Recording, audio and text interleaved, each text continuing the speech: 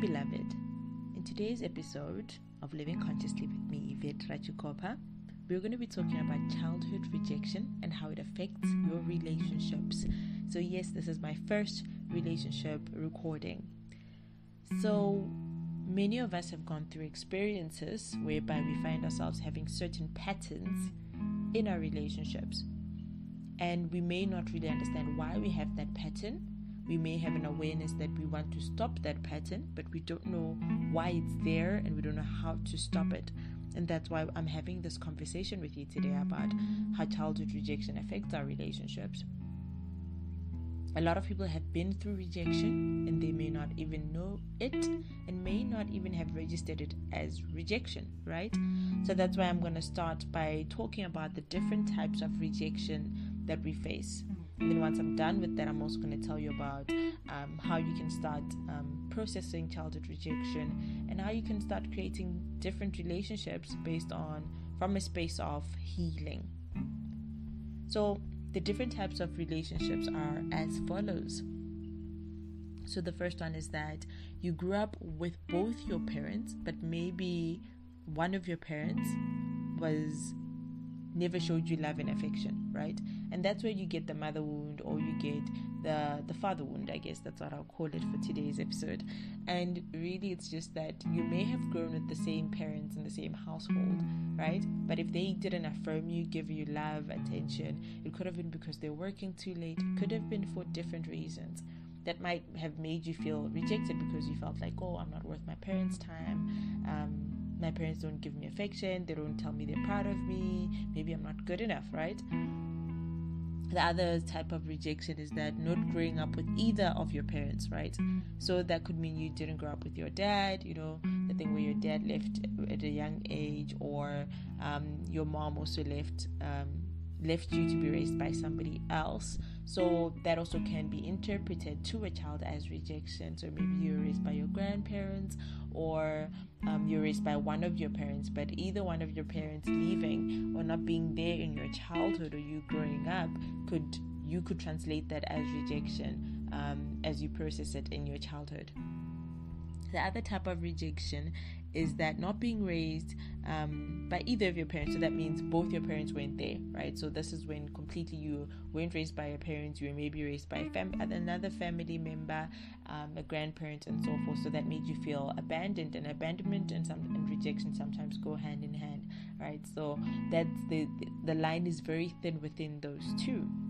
The other type of rejection is when you're raised by a family member, right?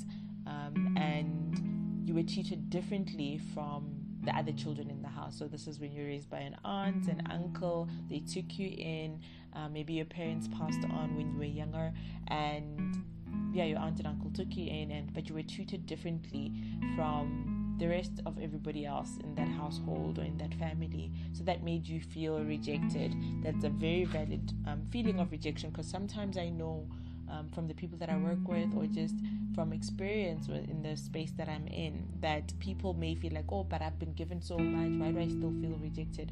And even just them treating you differently, even if it wasn't the intention, or if it was the intention, that can still translate as rejection to a child who's just looking to be, given love and affection and to be treated like everybody else. And the other type of rejection is when and this is also something that a lot of people don't register as rejection, right? Favoritism, or being raised by your parents, however they treated you differently from your siblings, right? Or other people who lived in the same household and so forth. So that could also translate as rejection if your parents just treated you differently from your siblings, and everybody also treated maybe your cousins better than they treated you, right? That's also a possibility, where your own parents maybe didn't give you the same love and affection that they gave to everybody else. Obviously there's a context to everything, but really it's just about acknowledging that inner child and why that inner child felt rejected and what could have led to that. And another form of rejection is being bullied or treated differently at school or at home, right?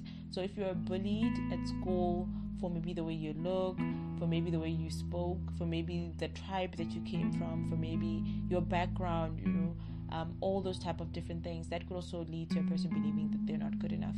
And that's where rejection comes into play into that. So one would be like, oh, how does this play into rejection? How does this play into the relationships that I have? I'm going to get to that, because the thing is, once you experience any type of rejection earlier on in your life, right, you create these limiting beliefs that you're not good enough as a result of that rejection. The limiting beliefs could be that I'm not good enough, right?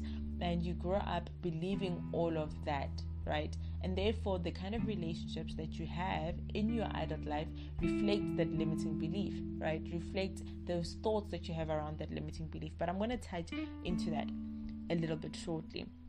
I go deeper into these limiting beliefs that you have obtained from the childhood rejection that you experience. So the signs that you may be dealing with childhood rejection are: when you experience rejection in your adult life, it hurts more, right? So here's the thing. A lot of times I say this to people, that you're not mad at this person that's rejected you. You're mad at the fact that, you feel that everybody has rejected you, and all those emotions from the unprocessed rejections that you experienced, or what you thought was rejection, surface, right? Therefore, even the anger, the sadness, the disappointment, the feelings of not being good enough are even times 100, because those things are based on you believing that you're not good enough, and now you're experiencing this again. You experienced it in your childhood, and it just feels 10 times worse than what it would have to somebody who has never experienced rejection earlier on. Of course, it's allowed to hurt even if it's your first rejection, right? Even if this is the first time you're being rejected, that doesn't mean that it's not allowed to hurt deeply. But sometimes, because you've experienced rejected before and you never got to process it, right? You never got to affirm yourself. You never got to process that experience that hurt you, whether it was bullying or being rejected by your parents or abandonment and so forth, then rejection hurts even more when you're in your adult life. The other reason that will help you notice, or the other sign rather, that will help you notice that you've experienced rejection, is that you're constantly trying to earn your love in relationships, right? So trying to earn love in relationships and friendships. So that means that you think that in order to be valuable, you have to perform, right? You have to give more, because deep down you don't believe it. So of course, this is not a conscious thing. This is something that people do unconsciously. So a lot of times people will be performing relationships. They don't have boundaries. They say yes to everything because deep down they don't believe that they are valuable.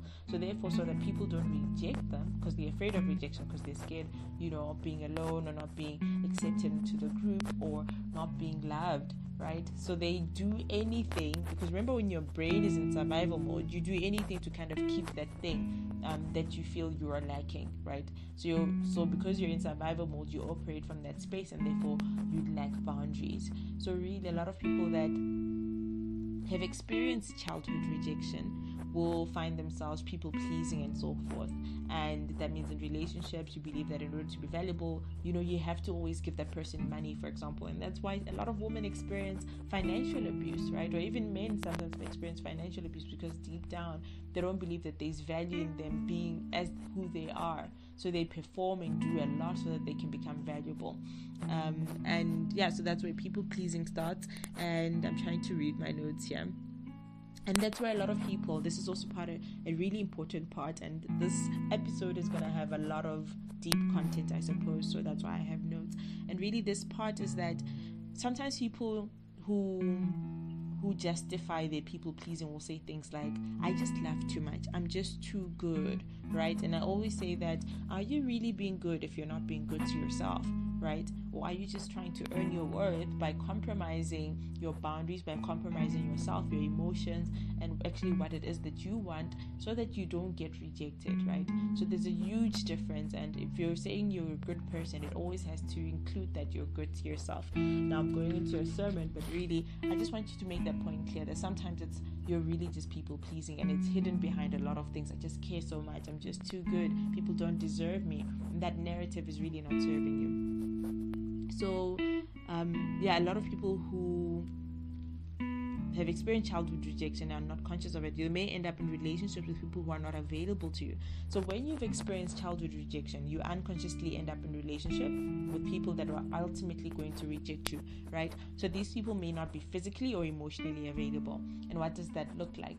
It looks like being in a relationship with somebody who turns out to be married every single time, right? It looks like being in a relationship with somebody who's not emotionally available to you, so they don't prioritize you, they're always working, they prioritize their friends, whatever it is, but those people don't avail themselves emotionally, or they already have a girlfriend. You tend to find out, oh, they cheat on you, right? So the pattern kind of repeats itself, whereby this person is not available to you because that rejection. So life is basically a mirror, and every single pattern that we experience is showing us that there's something that needs to be healed. And if you keep attracting a certain type of relationship, a certain type of person, if there's a pattern there, right, there's healing that needs to happen through that pattern, because that pattern is bringing to your awareness something that needs to be healed.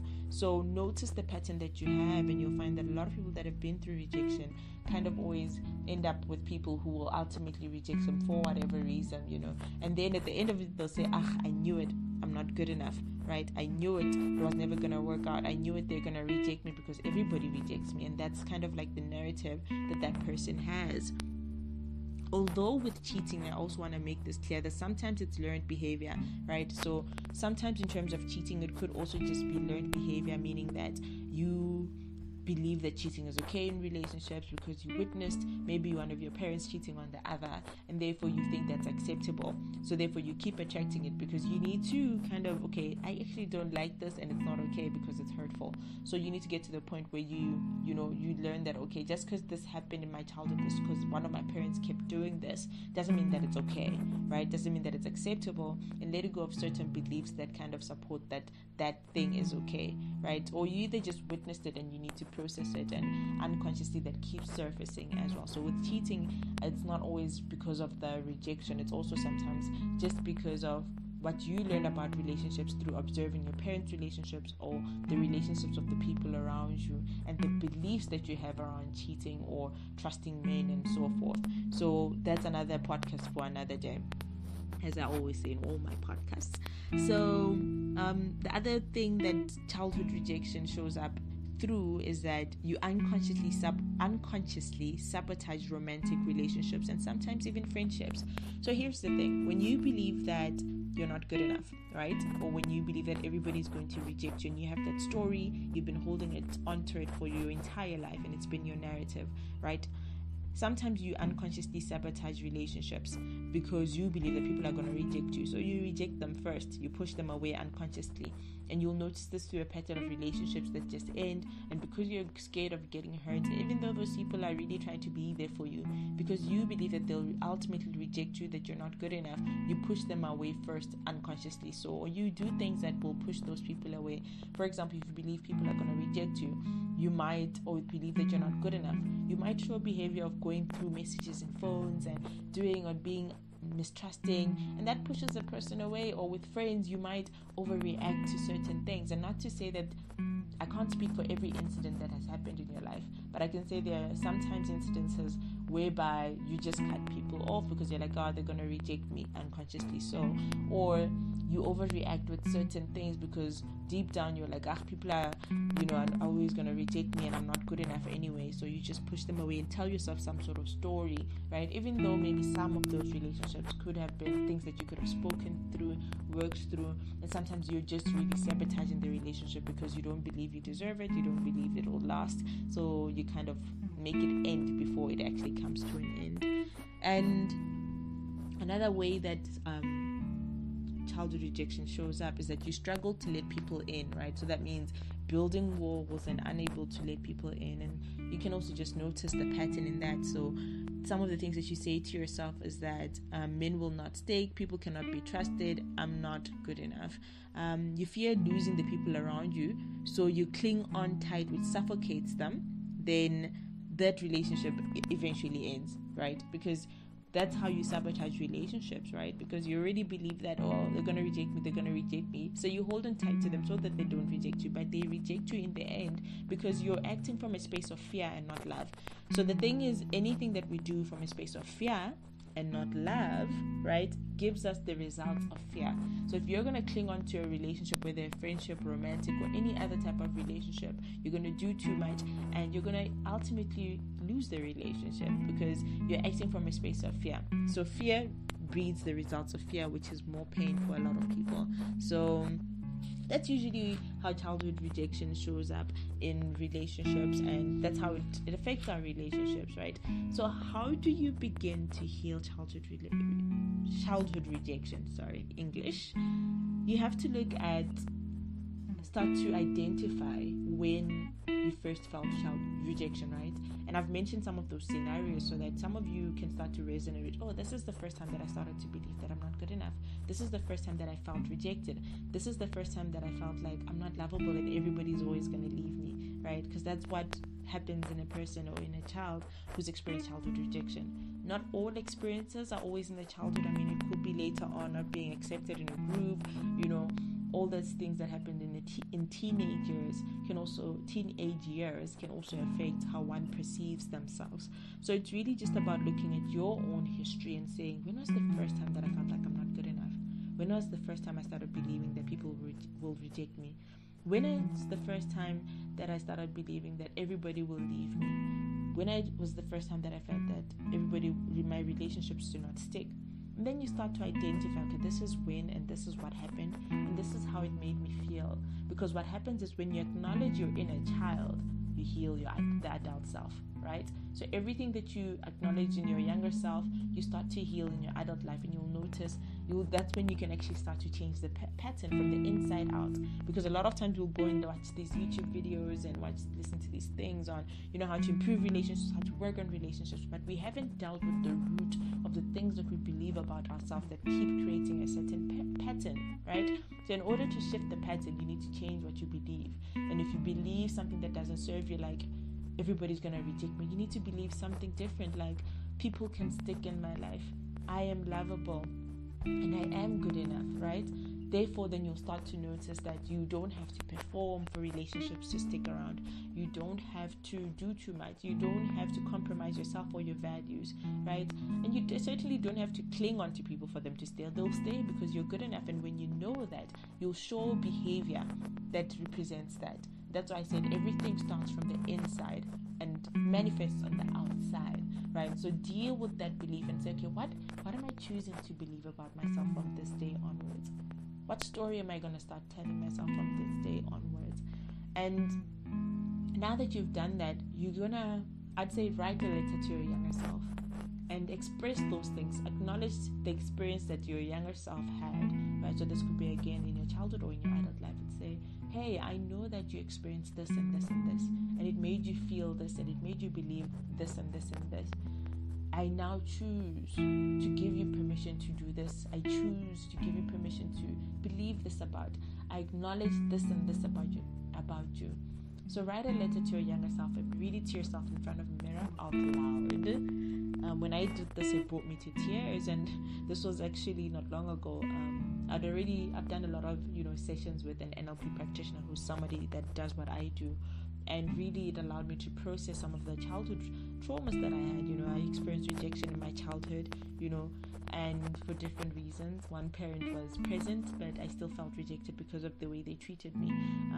So childhood abuse also contributes to rejection. And the other parent wasn't present, so I felt rejected because they weren't there. And I only realized this when it started showing up in my relationships in my adult life.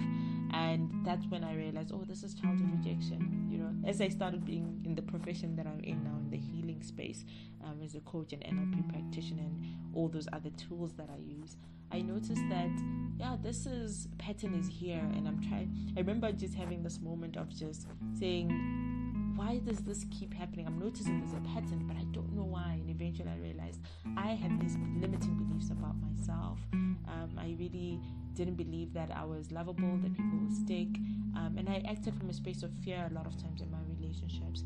So you need to acknowledge your inner child and the experiences that you went through and how they made you feel. And write that letter to your younger self and read it to yourself while looking at yourself in the mirror. and say it out loud, because that experience needs to be processed, and release it from your energy, right? Because what you acknowledge, you can now release, and what you can release, you can heal. And once you release it from your energy, right, you can now start to learn a different pattern. So there's, of course, tangible things that you need to now do as part of your healing process. So you've written the letter, you've acknowledged this experience. Now, what is it that you're going to do in order to really change your experience? That means now work on this relationship strategy that you have, right? Work on speaking up for yourself in relationships. Work on setting boundaries in relationships, because now that you know that you're enough, what boundaries are you going to put in place so that the relationships that you have are from a genuine place, right? Because I always say that you can't have genuine relationships if you've never given the people opportunity to just know you for who you are. So if you've been buying your relationships, how are people ever gonna just love you for who you are? So you've also been robbing yourself of the opportunity of being loved for who you are. So really go and start setting boundaries and do the work on the ground so that you can change the type of relationships that you have and keep in your life. So that's where the manifestation and the creation of the type of relationships you want. So do it from the inside out. Work on yourself. Start to love yourself, start to appreciate yourself for who you are, affirm yourself, knowing that you are good enough, and understanding that you thought you were not good enough because of that experience. But that doesn't mean that that's your truth. I know it's probably been your truth for the longest time and you've believed that you're not good enough, but really start to question and notice where that story came from and change the narrative on a practical basis by acting from a space of love and not fear. By acting from a space of knowing that you are good enough and nothing can take that away. And just because somebody didn't choose you, just because your dad left or your mom left at a young age, just because people treated you differently because of the way you look, the way you sound, the tribe you're from, the race, your race, all that stuff, the way you spoke, doesn't mean that you're not good enough. So start to believe and act from that space. And my question for you is that now that you know that you're good enough, what are you going to do differently? What's going to change in your reality? What are you going to allow in your reality? So notice all the things that need to change so that you can now act and live from a space of being good enough and not try to buy your love and not act from a fear of rejection and so forth, because that really affects the kind of relationships that you have. So this podcast was a mouthful, but I really hope that this brought to your awareness things that you need to heal. I really hope that this brought to your awareness things that you need to shift in your reality, and how this limiting belief of how this childhood rejection really affected you and what you think and believe about yourself. And I really hope you start to have more grace for yourself as you move forward in your journey. And I really hope that you do the work, you do these exercises, and so that you can see the shifts and changes in your reality. So that's how childhood rejection affects your relationships. Please subscribe to my podcast YouTube channel wherever you're listening to this, and let me know by commenting if any insights that you have, or any comments, or anything else you want me to talk about in future podcasts. Sending you love where you are. Remember to follow me on social media, Twitter, Instagram. I'm Yvette Ratshikhopha, author, life coach, NLP practitioner, and wellness educator. I do the work of healing in summary. And until next time, remember to trust the process.